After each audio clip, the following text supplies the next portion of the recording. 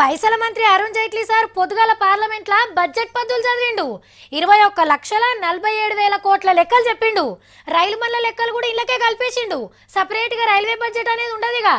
ఇక ఎప్పటి లెక్కనే రైతును రాజును చేస్తాం, పేదోళ్ళను పైకి తెస్తాం, కంపెనీలు పెట్టిస్తాం, ఇండ్లు కట్టిస్తాం, కొలువులు ఇప్పిస్తాం, అది చేస్తాం ఇది చేస్తామని ఓ 2 గంటల సేపు స్పీచ్ దంచిడిచి పెట్టిండు.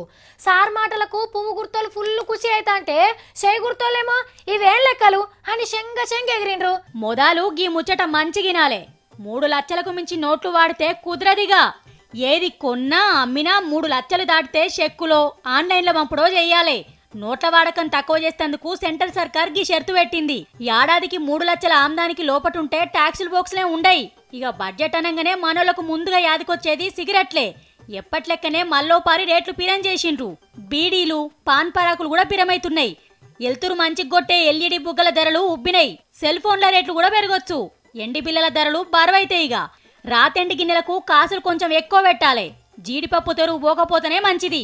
ఇక తగ్గేటి ఏంటి అంటే ఆన్లైన్లో రైల్వే టికెట్ల బుకింగు, ఎండపొడ పలకలు, చిన్న ఏటీఎంలు, పండ్లను ఫోటో కొట్టే ఐరిస్ స్కానర్లు అగ్గువైతాయట. మొత్తంగా చూస్తే గరీబోళ్ళకైతే పెద్దగా ఒరిగిందేం కనబడతలేదు.